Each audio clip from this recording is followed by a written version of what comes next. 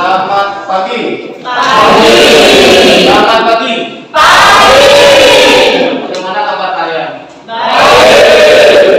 Sebelum pelajaran dimulai, Bapak izin buka masker sebentar ya. Ya. Oke. Nah, sekarang pelajarannya apa?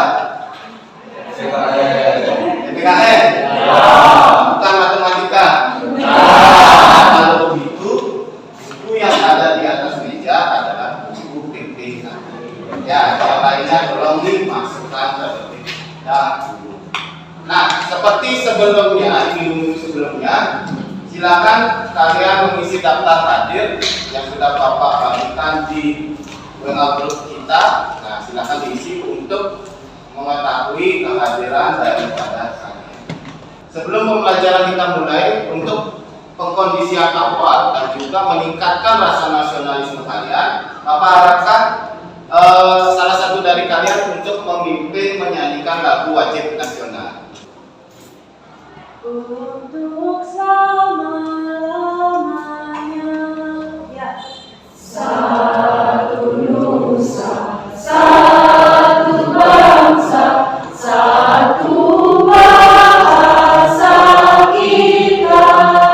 Sebelum pembelajaran dimulai, kira-kira ada saran tidak untuk kelas kalian yang lebih baik dan kondusif kira-kira? Nah, ada yang ingin menyampaikan? Nah, coba. Saya ibu beri saran agar saat pembelajaran langsung itu diharapkan siswa atau teman-teman tidak ribut di kelas. Oke, tidak ribut. Nah, untuk sekarang, ya, biar tidak terlalu tegang, mari kita bermain.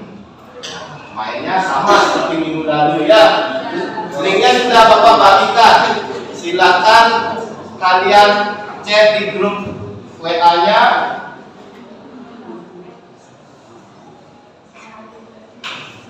Silakan diklik link yang Bapak bagikan di bluecat.com. Oke, baru ada satu orang, Krisna.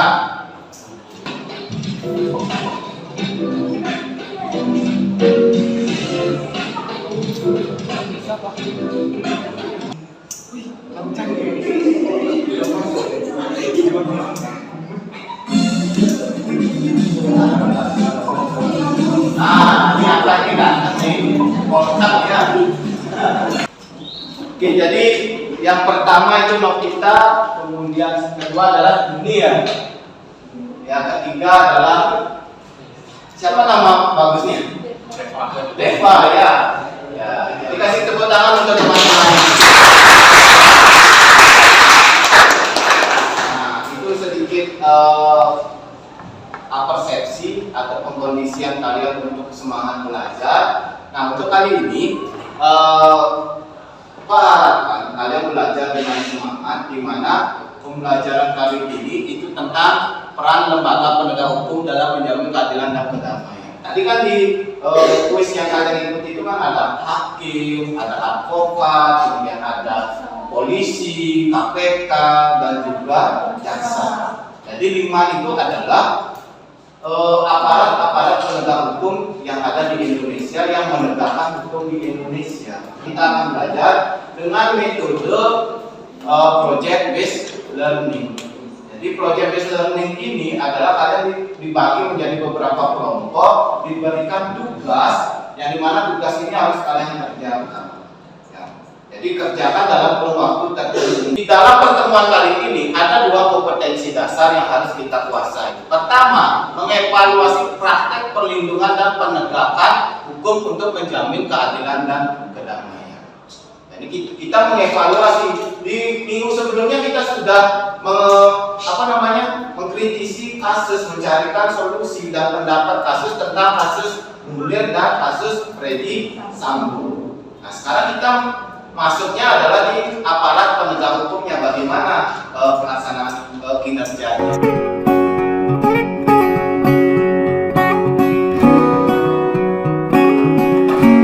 Di sini ada pertama lembaga-lembaga penegak hukum di Indonesia. Itu ada pertama Polri. Ya, apa kepanjangan Polri? Polri ini. Nah, kemudian kedua ada jaksa. Tadi di soal tadi kan kalian sudah melihat aparat penegak hukum yang bertugas nanti adalah menuntut tersangka yang sudah selesai penyelidikan oleh polisi atau P21 diajukan ke pengadilan. Nah, penegak hukum yang bertugas itu adalah jaksa. Sehingga di pengadilan itu ada namanya jaksa penuntut umum, ya JPU. Kemudian ada hakim di sini. Hakim ini adalah orang yang bertugas memutus atau menyelesaikan perkara. Ya, jadi hakim di sini masih ingat pelajaran kelas 11? Masih ingat? Peradilan itu dibagi tingkatannya sama kayak kepolisian, ada tingkat kabupaten, tingkat provinsi, dan tingkat pusat. Oke, ada yang ditanyakan dulu dari hal ini sebelum Bapak masuk ke kelompok kalian. Tidak, kalau tidak, sembari berdiskusi silakan cari kelompoknya dan ambil LKPD-nya di depan.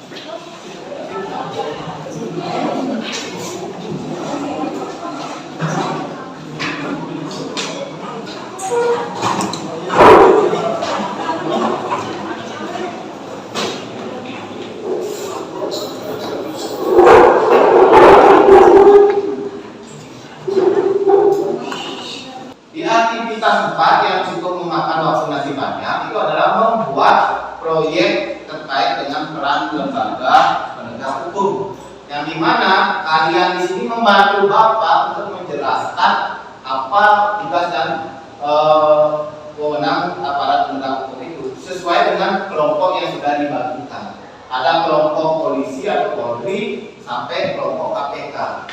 Nah, tolong dibantu.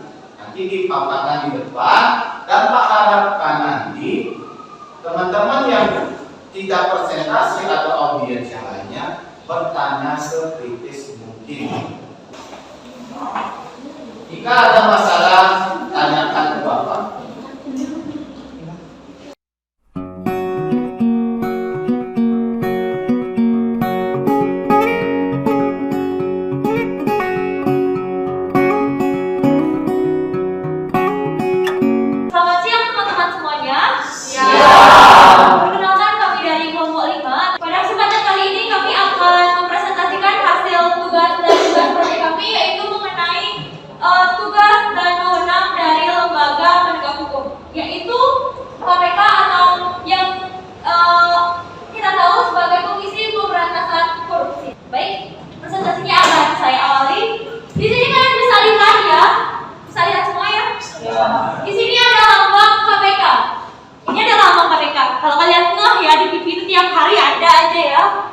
Jadi saya akan jelaskan yang pertama itu mengenai definisi dari KPK. Seperti yang sudah saya katakan tadi, KPK itu adalah Komisi Pemberantasan Korupsi, di mana KPK ini adalah sebuah lembaga negara yang dibentuk pada tahun 2003 berdasarkan Undang-Undang Nomor 30 Tahun 2002 mengenai Komisi Pemberantasan Tindak Pidana Korupsi. Jika kalian lihat ini, kolom ini adalah tanggal, bulan, dan tahun berdirinya KPK secara pasti, yaitu tanggal 29 Desember 2003, kan instansi yang berwenang melakukan pemberantasan tindak pidana korupsi. Dan yang kelima, yakni meminta laporan instansi terkait mengenai pencegahan tindak pidana korupsi. Sekarang kalian sudah tahu apa aja tugas dan wewenang dari KPK. Sekarang kita akan melaksanakan studi kasus. Ini seperti diskusi mini, gitu ya. Saya izin buka masker ya. Sekarang karena dari tadi kita juga pembelajarannya sudah berbasis media elektronik, sekarang saya akan mengirimkan kalian satu buah link berita. Silakan bisa kalian cek di grup. Baik, terima kasih pertanyaannya kepada saudari Anya Putri dan Anissa Ayubianti. Izinkan saya untuk menjawab pertanyaannya sepengetahuan saya dan kelompok saya. Untuk pertanyaan yang pertama yaitu mengenai apakah keberadaan KPK ini efektif untuk memberantas tindak pidana korupsi seperti itu. Kalau menurut saya, berdasarkan hasil data yang kami peroleh di internet itu, Komisi Pemberantasan Korupsi atau lembaga KPK ini sudah menangani sebanyak 1.194 kasus yang terhitung dari tahun 2004 hingga 2021. Hal ini membuktikan bahwa keberadaan dari lembaga KPK ini sudah efektif dalam menangani kasus korupsi yang terjadi di Indonesia. Ya, saya tegaskan kembali, menurut Undang-Undang Nomor 16 Tahun 2004, itu kejaksaan sebagai salah satu lembaga penegak hukum dituntut untuk lebih berperan dalam menegakkan supremasi hukum. Mungkin itu dari kelompok 3. Nah, jadi kita sudah belajar banyak terkait dengan lembaga-lembaga penegak hukum di Indonesia. Ya, sebelum kita akhiri, nah sekarang kembali ke posisinya semula dan KTD-nya dikumpulkan. Sebelum kita akhiri, ya, Bapak meminta waktunya sebentar. Bapak simpulkan apa yang sudah kita pelajari.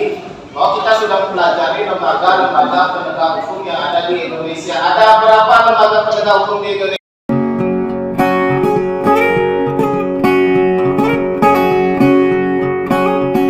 Yang kedua, Made Adnani Putri.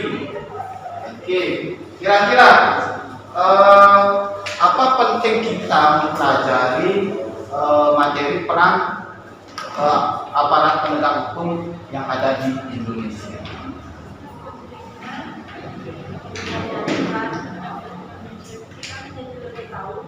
Apa saja sih penegak hukum di Indonesia itu dan tugasnya apa aja dalam negara Indonesia. Oke, kita menjadi tahu apa tugas dan peran daripada aparat penegak hukum. Untuk mengukur penyerapan pengetahuan kalian, nanti Bapak akan bagikan link post-test yang kiranya kalian kerjakan bisa setelah bubaran nanti. Oke, nah jika tidak ada yang ditanyakan, mari kita tutup hari ini dengan doa dan pramuka. Silakan PPS.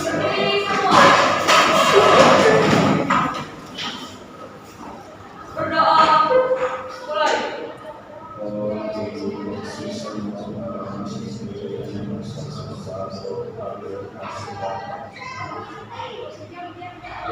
Berdoa selesai.